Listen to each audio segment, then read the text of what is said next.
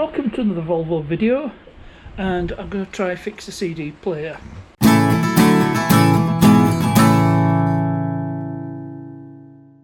Now this is actually a follow-on from part 44, which was in the back end of 2024, just after I had the turbo and intercooler job.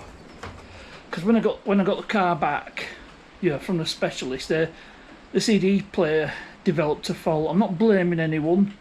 These things can happen, that can fail at any time. So, no, I'm not pointing any figures. It's just after 20 odd years and however many over 100,000 miles, stuff just wears out. So I've got a replacement here. So I'll show you. Actually, I'll show you what the original problem was. So I think in the last video, in the part 44 video,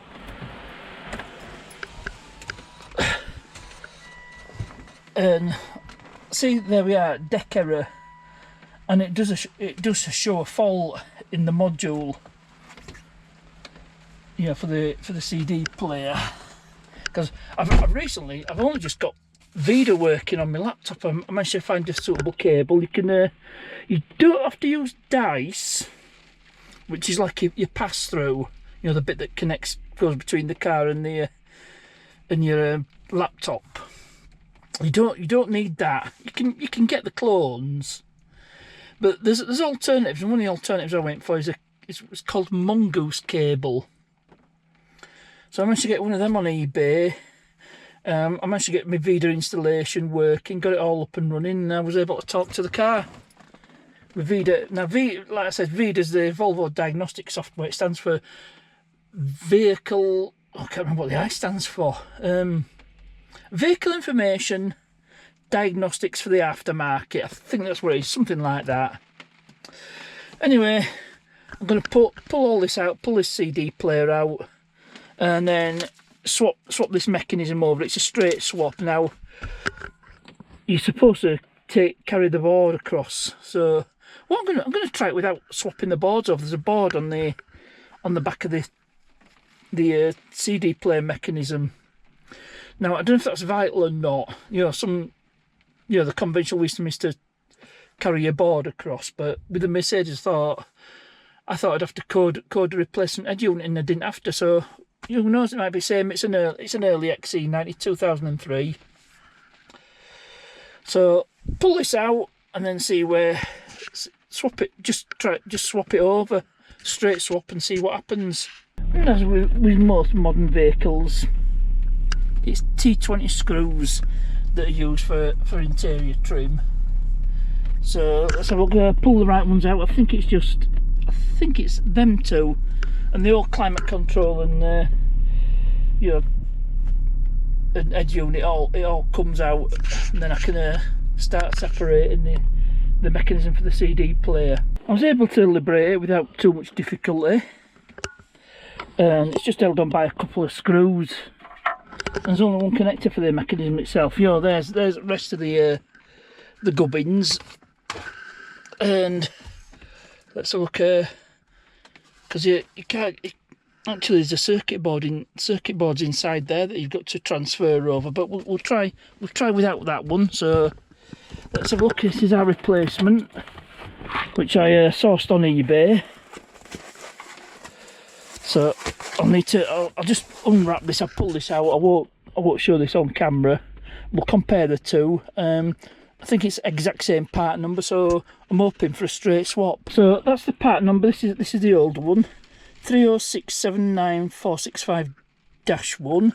I think that is the actual Volvo part number, and we have the same part number, which is why I'm hoping it's going to be a straight swap. But who knows? So, well, the way I can tell is there's this label, and it looks like it's had a previous repair at some point in its past.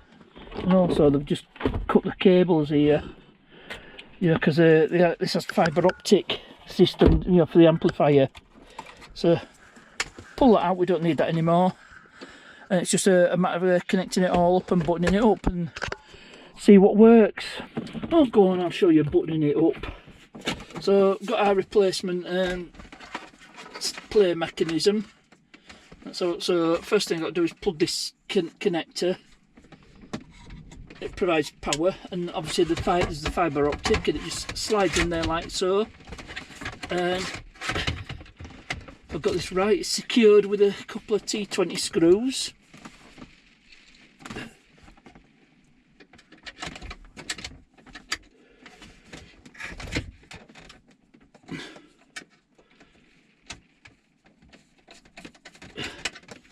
So you've got to be careful when screwing into plastic. You don't just go in, because you actually create another thread. What you should do is, once you've got your screw in position, it's not quite in position at that end. Oops. Let's have a look. Yep. Got some of the cable trapped at that side. There we go. That's in place. So put the screw in. And to catch the original thread, what I do is turn it backwards, and you just feel it catch on the thread, and then it just goes. Well, that's a theory anyway. Yep, it just screws in. So remember, just get one started and then get the other started, then tighten them up. Don't just tighten one side up, because you might find that you can't get the second one started. So that's a CD player mechanism fitted, and then I just need to fit this bit. This I think this is the main gubbins of the head unit. Now it clips in to there. See, it clips there, but there's also screws. There's 4 screws, 2 at the top and 2 at the bottom. So get those in again, same as before. Just unscrew,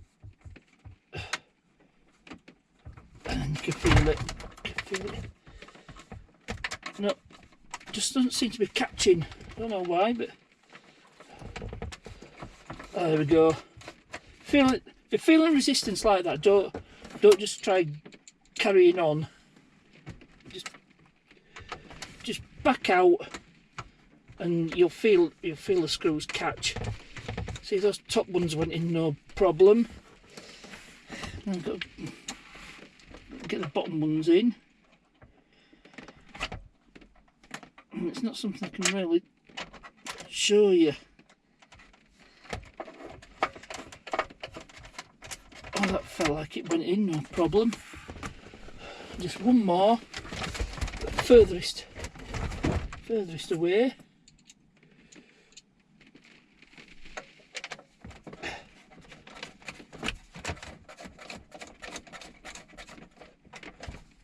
So get these tightened up,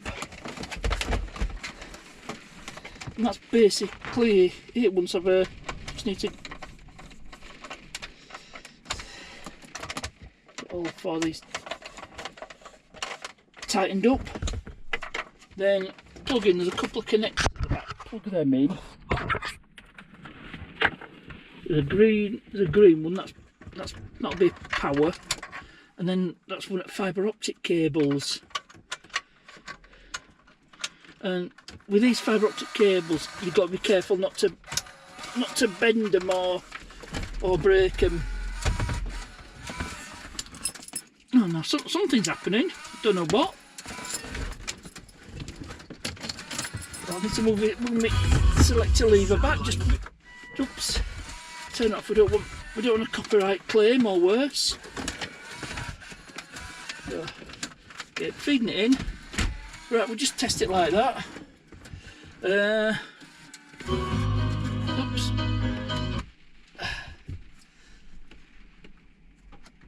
And that's not good news.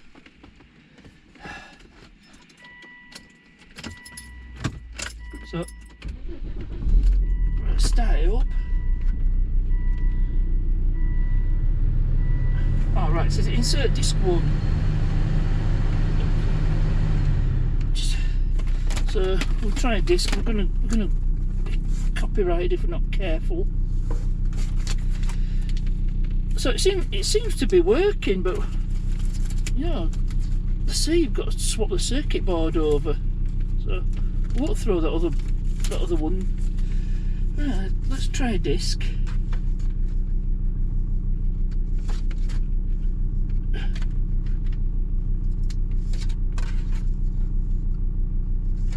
Nope. I don't know if there's any discs in it. Let's have a look. Just try. It says load disc 2, 3. I think I might have to swap that.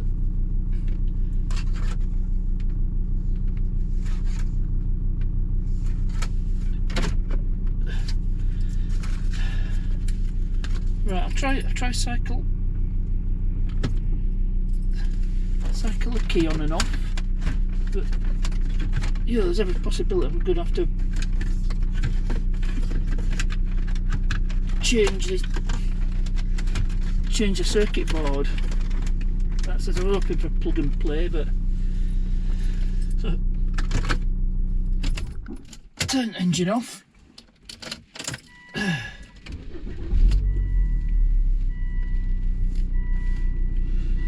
Oh, I might have to. Ah, right, it's taking my disc.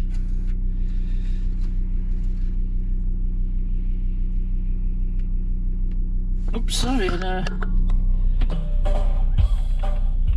Oh, good news, it works. Obviously, I'm not going to. So, oh, that didn't work. I mean, you usually get this if you disconnect your head unit. You get an airbag warning message, but that's not a problem. I can clear it with either SRS airbag service urgent. So it triggers an airbag code. So right, I think that's what it's called a confirm fix. Looks like I was wrong. So what I'm going to do is I'm going to take this apart and remove the circuit board. It involves a bit of desoldering, and I'll swap the circuit board from this one to this mechanism, because at the moment it's not working properly, and it only works the first time you switch on the ignition. I did give it a scan, cleared the codes because it triggered quite a few codes. When you disconnect the CD player, and I've just scanned it again, and this is what's come back. So there you go. That's proof you need to swap the circuit boards over. The ICM 6C75, which I believe is a Volvo diagnostic code. It's a CD module not approved faulty signal, obviously because it's come out of a different vehicle. So I'll have to pull circuit board out of that one, swap it over. Like I said, that's going to involve some soldering. So I'll see if see if I can dig out my soldering iron. I'm not sure where it is. So dig that out, and I'm going to have to pull this out and dismantle it all again. Now to get this out, it's a couple of screws there and there. Using the wheelie bin as my workbench. I have to put the camera down. Weathers are not too clever. So let's see if you can see. Be careful not to lose these screws, that wouldn't be good.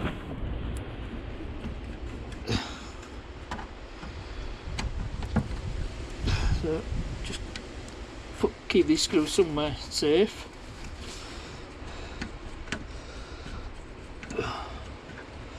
Sorry if you can't see too well.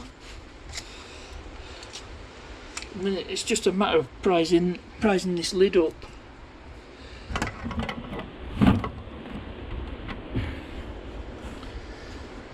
And that says, I think it's just them two screws, yeah.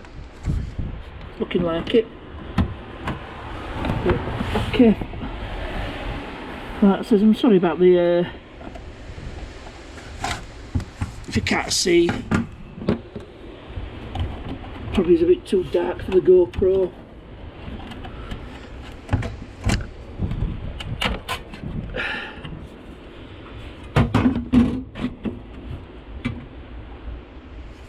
So I think this is our fending circuit board. Let's have a look. Why is it? Oh, which one was it? Which circuit board was it? I know there's one you've got to transfer over. I think it's this one. I might have to do a bit further dismantling. Let's have a look. Is there some more screws? I just can't remember which circuit board it was. I know there's one that has to be desoldered. I'll just dismantle this further. There's a few more screws, so pull them off. Let's see what's what.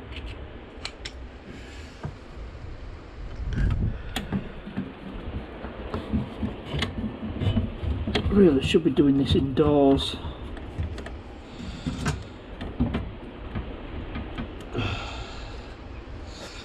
So I want to make sure I don't lose these screws. As I said, that wouldn't be good.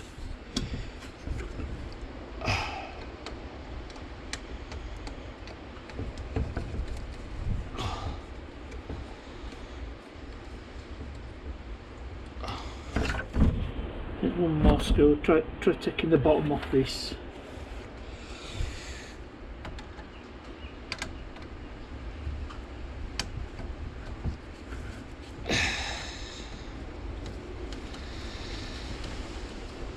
It's a little screwdriver. This it's like a double-ended. You have a flat blade and a JIS, which stands for Japan Industrial Standard. It's Japanese version of Phillips and Positive.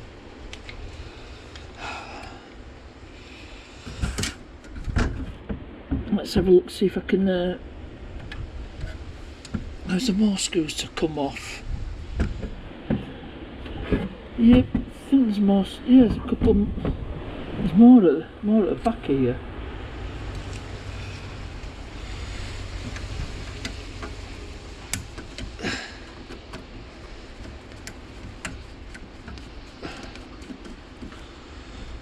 Two here, and one here.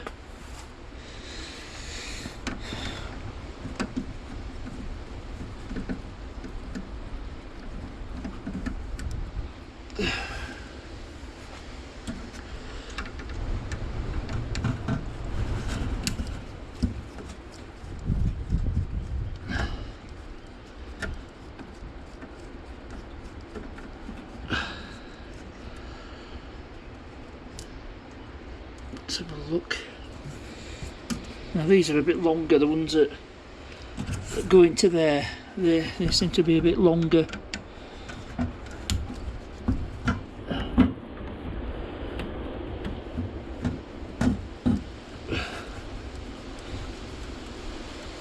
That's, I don't think working outside on the wheelie bin's the best place. But just got one more at the bottom.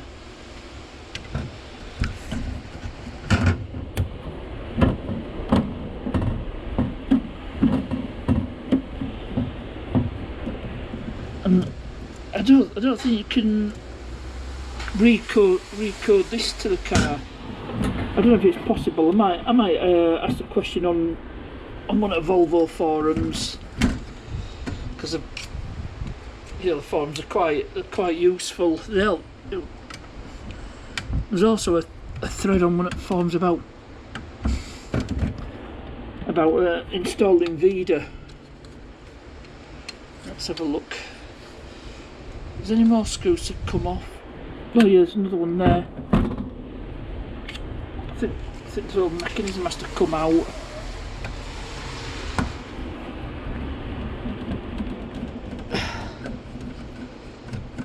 And somewhere on there should be a board. Ah yeah, there we go. So yeah, I think that's the board in question that has to be removed. So if you just carefully disconnect this ribbon cable. I knew there was a board that had to be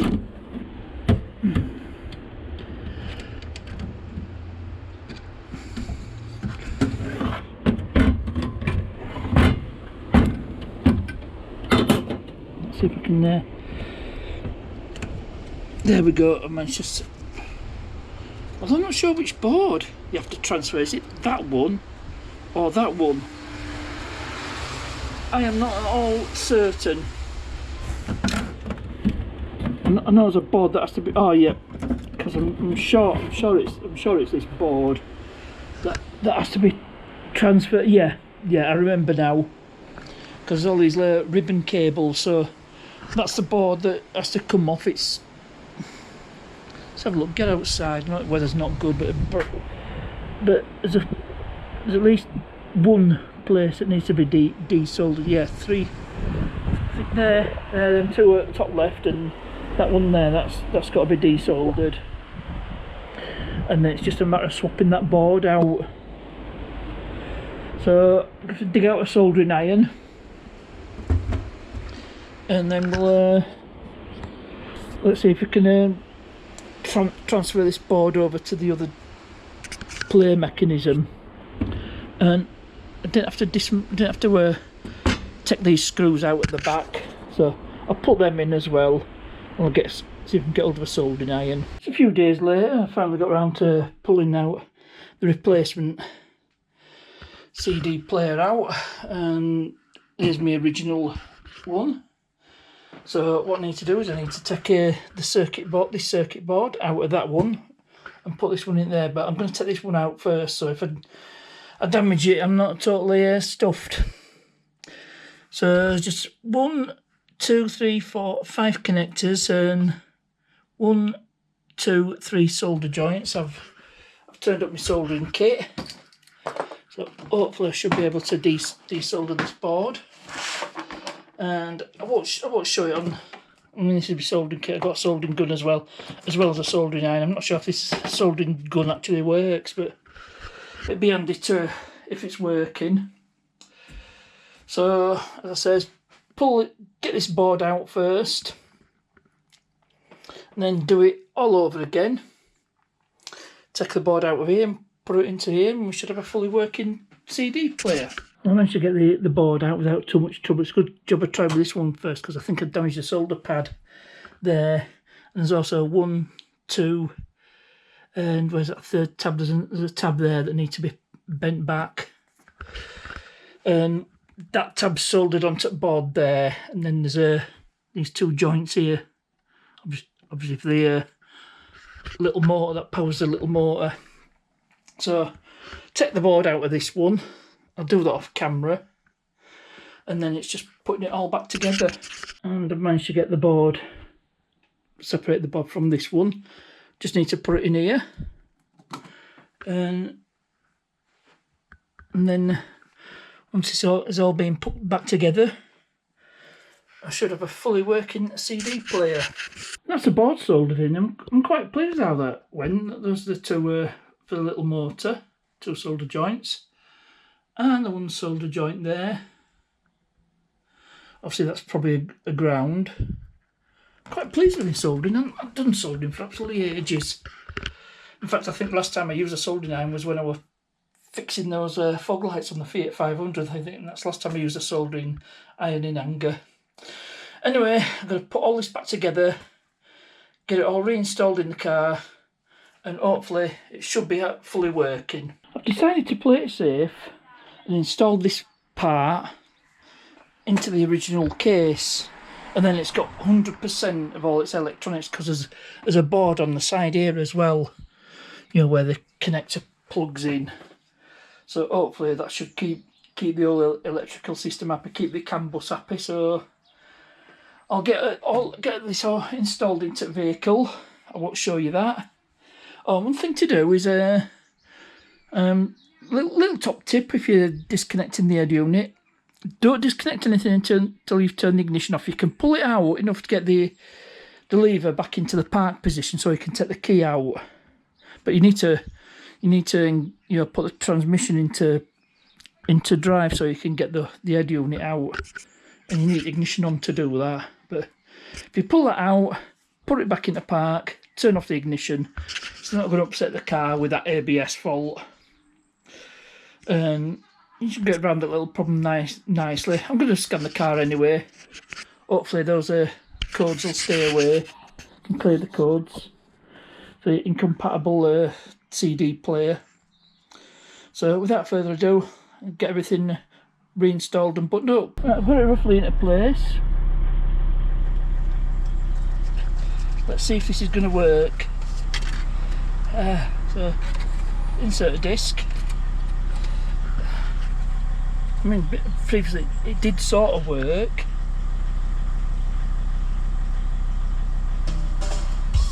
Yep. Hopefully I don't get any copyright claims.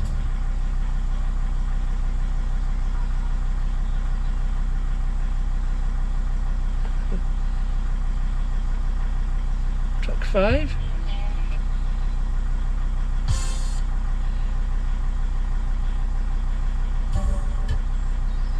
So, right, so that's working. Just try it again. Let's have a look. Oops. Trouble is, I can't show you a CD player working without risking copyright claim. Obviously this is not the idea. I'll just try chuck another disc in.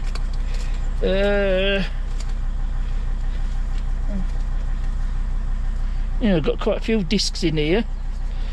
So this is actually one of my favourite bands. Even after, so because it's a CD.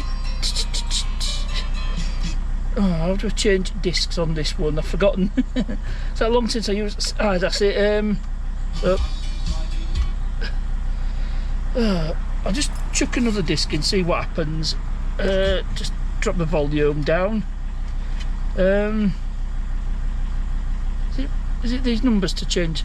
Yeah, that's it. I can change discs. There we go. And it'll be playing food for thought.